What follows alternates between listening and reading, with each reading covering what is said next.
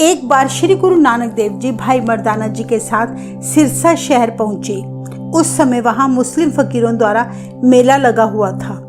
जिस समय गुरु जी सिरसा पहुंचे, उनका पहरावा बड़ा अनोखा था।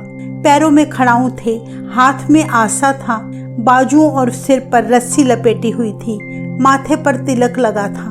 गुरु नानक देव जी का यह पहरावा ना तो हिंदू संतों का था और ना ही मुस्लिम फकीरों का। ऐसी वेशभूषा देखकर मेले में आए लोग गुरु जी के चारों तरफ एकत्रित हो गए। तब गुरु जी ने भाई मर्दाना जी से कहा, मर्दानिया रबाब बजा। और गुरु जी वाहे गुरु की महिमा गाने लगे। उनके शब्द गायन से ऐसा रसमयी माहौल बन गया। फकीरों के जलसे की भीड़ घट गई और गुरु जी के पास लगातार भीड़ बढ़ने लगी। असल में सिरसा शहर तब मुस्लिम पीरों का एक बहुत बड़ा गढ़ माना जाता था। वे फकीर अपने आप को करामाती कहलाते थे। लोगों को धागे, ताबीज और तंत्रों मंत्रों द्वारा खुश करने की डींगे मारते थे। उनका मानना था कि वे खुदा के मित्र हैं और खुदा उनके सारे हुक्म मानता है। इस तरह सिरसा शहर में पाखंड का बोलबाला बहुत बढ़ चुका था। गुरु जी के पास लोगों का इतना बड़ा इकट्ठ देखकर पीरों के मुखी पीर बहावल और ख्वाजा अब्दुल बड़े गुस्से में गुरु जी के पास आए। गुरु जी की अनोखी वेशभूषा और मंत्रमुग्ध करने वाले माहौल को देखकर हिंदू साधु संत भी वहां आ पहुंचे। उस समय गुरु जी ने लोगों को उपदेश दिया कि हमें खुदा को हर समय याद रखना चाहिए। मोहब्बत, नेकी और मनुष्यों की सेवा जीवों का उद्देश्य होना चाहिए। झूठ और पाखंड करके किसी को लूटना नहीं चाहिए। गुरु जी ने फरमाया कि जो लोग इस जगत में किसी को धोखा देते हैं, प्रभु की दरगाह में उन्हें भी धोखा मिलता है। खुदा उन्हें नरकों की जलती आग में फेंककर कठोर सजाएं देता है। गुरु जी के मुख से निकले उपदेश सुनकर वहां खड़े मुस्लिम पीर और हिंदू साधु संत बुरी तरह से चिढ़कर बोले, पहले तो तुम हमें बताओ कि तुम हो कौन और यहाँ क्या करने आए हो। गुरु जी बोले, ना तो मैं हिंदू हूँ और ना ही मुसलमान, मैं तो उसकी बंदगी करने आया हूँ। कहते हैं तब उन पीरों ने अपने तंत्रों मंत्रों से गुरु जी को डराने के लिए कई करामातें दिखानी चाहिए, पर जब गुरु जी ने निगाह भरकर उनकी तरफ देखा तो पल भर में ही उनकी सारी शक्तियां खींच ली। पर तब भी उनका अहंकार कम न हुआ। पीरों का मुखी पीर बहावल गुरु जी से कहने लगा, हम तुम्हारे साथ चर्चा करना चाहते हैं। तुम तो बड़ा पीर बनकर लोगों को उपदेश दे रहे हो, इसीलिए हम पूछना चाहते हैं कि तुमने आखिर कौन सी तपस्या, कौन सी योग साधना की है जिसके कारण तुम्हें शक्तियां हासिल हुई। गुरुजी बोले, पहले तुम शांत हो जाओ, क्योंकि पीरों को क्रोध शोभा नहीं देता।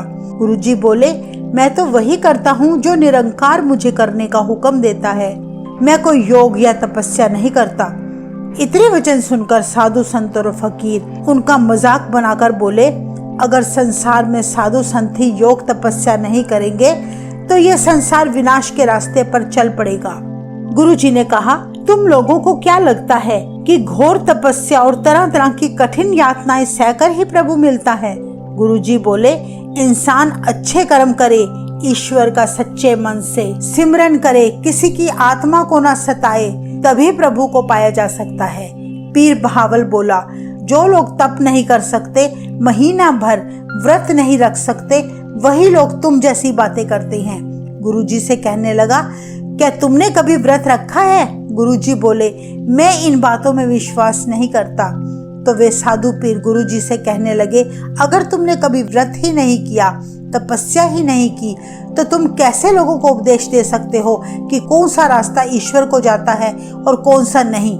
उन पीरों व साधुओं ने गुरुजी को परखना चाहा और बोले, तुम 40 दिन तक हमारे साथ व्रत रखकर दिखाओ, तब तुम्हें पता चलेगा कि इंद्रियों को मारकर भूख कैसे सहन की जाती है और फिर कैसे व्रत के तप द्वारा ईश्वर की प्राप्ति कर सकते हैं। वे गुरुजी से बोले, तुमने भी हमारी तरह 40 दिन व्रत में कुछ नहीं खाना पीना, सिर्फ एक जौ का दाना और एक कटोरी पानी हर रोज व्रत में ग्रहण करना है, फिर तुम हमें अपना ज्ञान देना। तब गुरुजी से भाई मर्दाना जी ने कहा, गुरुजी, आपकी बातों का इन पर रत्ती भर भी असर नहीं है। तब गुरुजी ने कहा, भाई मर्दाना, अगर कीचड़ से किसी को बाहर निकालना हो तो हमें भी कीचड़ में जाना पड़ता है। कहते हैं गुरुजी ने तब उनका अभिमान तोड़ने के लिए और उन्हें सीधे रास्ते पर लाने के लिए 40 दिन का व्रत रखने को तैयार हो गई। गुरुजी के कमरे में 40 जौ के दाने और 40 कटोरी पानी रख दिया गया, पर गुरुजी ने 40 दिनों तक ना तो जौ के दाने को हाथ लगाया, ना ही उनका दिया जल छुआ, जबकि पीरों और पंडितों ने जौ के दाने भी खाए और पानी भी पिया। 40 दिन के बाद जब वे पीर साधु अपने कमरे से बाहर आए तो भूख प्यास से उनका शरीर बहुत कमजोर हो चुका था। दूसरी तरफ गुरुजी जब कमरे से बाहर आए तो सब उन्हें देखकर बड़े हैरान हुए, क्योंकि गुरुजी के चेहरे पर बड़ा नूर था। उन्हें देखकर एक साधु बोला, तुम इतने तंदुरुस्त और चुस्त कैसे दिख रहे हो? तुम्हारे शरीर पर व्रत का तो कोई प्रभाव ही नहीं दिख रहा, जबकि हमारा भूख से बुरा हाल हो गया है। गुरुजी बोले, तुम सबका शरीर इसलिए कमजोर हुआ क्योंकि तुम्हारा दिलो दिमाग हर वक्त व्रत के दौरान भोजन की ही सोच रहा था, परंतु तुमने हट करके अपने दिलो दिमाग की नहीं सुनी। तुमने 40 दिन तक कुछ नहीं खाया, पर मन और दिमाग से तुमने हर पल भोजन किया है। प्रभु में ध्यान न लगाकर तुम सब केवल भोजन के बारे में ही सोचते रह गई। इसके विपरीत मैंने व्रत के समय केवल प्रभु का चिंतन किया और किसी ख्याल को दिल पर हावी ना होने दिया। प्रभु का ध्यान मेरे दिलो दिमाग पर ऐसा छाया, मुझे खाने का होश ही नहीं रहा। इसीलिए मैं तुम्हें कहता हूँ कि जबरदस्ती किया गया काम तुम्हें अच्छा फल नहीं दे सकता। दिल से की गई पल भर की भक्ति भी ऐसे हजारों व्रत पर भारी है। इसलिए तुम सब ये पाखंड छोड़ो और प्रभु भक्ति में अपना दिल जोड़ो, दुखी मनुष्यों की सेवा करो। ऐसे वचन सुनकर सभी साधुओं व पीरों की नजरें शर्म से झुक गई। उन्होंने गुरुजी के चरण छूकर माफी मांगी और बोले, गुरुजी, आप सचमुच में कोई खुदा का नूर हो। ये सारी घटना हरियाणा के सिरसा शहर में घटी थी। वहाँ पर आजकल गुरुद्वारा चिल्ला साहिब स्थित है। इसका नाम चिल्ला साहिब इसलिए पड़ा क्योंकि गुरुजी ने 40 दिन तक तप करके चलैया पूरा किया था। गुरुजी ने अपनी इस साथी से हम जीवों को समझाया है कि अपने शरीर को भूखा रखकर अन्न खाए बिना प्रभु कभी खुश नहीं होता। श्री गुरु ग्रंथ साहिब जी में भी व्रत रखने का जोरदार खंडन किया गया है।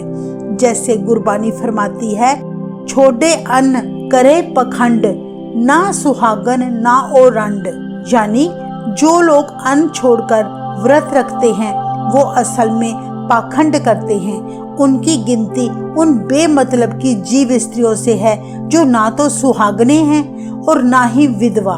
आगे गुरुजी फरमाते हैं, अन्ने बिना ना होए सुकाल, तजिए अन्न ना मिले गोपाल। श्री गुरु ग्रंथ साहिब जी फरमाते हैं, अन्न खाए बिना कोई भी जीव खुशहाल नहीं हो सकता। गुरुजी स्पष्ट शब्दों में कहते हैं, अन्न त्यागने से ईश्वर कभी नहीं मिलता। श्री गुरु ग्रंथ साहिब जी के अंग 1370 में लिखा है, कबीर हर का सिमरन छाड़ के अहोई राखे नार। यानी राम नाम का सिमरन छोड़कर मूर्ख स्त्री शीतला के व्रत रखती फिरती है। श्री गुरु ग्रंथ साहिब जी पढ़ने से पता चलता है कि इसमें ऐसी बहुत सी बानी दर्ज है जिसमें व्रत का पूरी तरह से खंडन किया गया है। इस तरह सिख धर्म में व्रत रखने की कोई मान्यता नहीं है। श्री गुरु नानक देव जी को मानने वाला अगर व्रत रखता है तो ऐसे लोग गुरु जी के उपदेशों को सिरे से नकारते हैं, क्योंकि वे गुरु जी को तो मानते हैं पर गुरु जी की नहीं मानते। अगर हमारे मन से वहम भ्रम अंधविश्वास पाखंड खत्म ही ना हुए तो गुरु जी से जुड़ने का हमें क्या फायदा। ये सोचने की बात है जो स्त्रियां नवरात्रे करवा चौथ और कई तरह के व्रत रखती हैं, ऐसा करने से क्या किसी की उम्र लंबी होती है? बिल्कुल नहीं। जीव का जन्म बाद में होता है पर प्रभु के घर उसकी मौत पहले लिखी जाती है।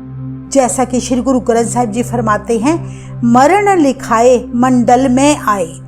अंत में गुरु जी सभी जीवों को असली व्रत रखने का तरीका समझाते हुए कहते हैं, एकादशी निकट पे खो हर राम, इंद्री बस कर सुनो हर नाम। मन संतोख सरब जी दया, इन विद बरत संपूर्ण पया। श्री गुरु ग्रंथ साहिब जी फरमाते हैं, हे भाई, परमात्मा को तू निकट करके देख, अपनी इंद्रियों को अपने काबू में रखकर प्रभु का नाम सुना कर। यही है असली एकादशी का व्रत।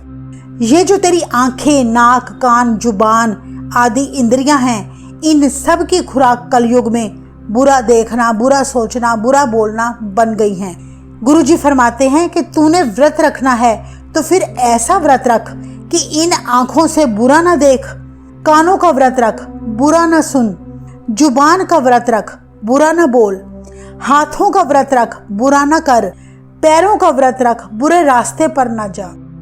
फिर गुरुजी फरमाते हैं, हे जीव, तू एक दिन का व्रत क्यों रखता है? फिर तो तू सदा ही ऐसा व्रत रख।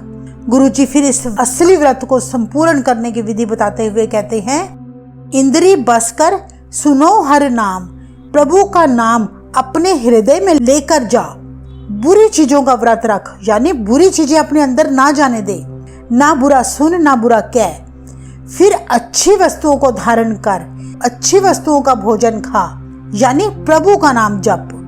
फिर गुरुजी फरमाते हैं, मन संतोष सरबजी दया, यानी मन को संतोष में लेकर आ, ये व्रत रख। जीवों पर दया कर, दूसरों के पर्दे ढक। फिर जिस दिन तेरा मन संतोष में आने लगा और जीवों के लिए दया भाव आने लगा, और जिस दिन तूने अपने निकट वाहेगुरु को देखना शुरू कर दिया, गुरुजी फरमाते हैं, इन बिद बरत संपूर्ण पया, यानी तो फिर समझ ले कि इस तरह तेरा व्रत संपूर्ण हो गया। वाहेगुरु जी का खालसा, वाहेगुरु जी की फतेह।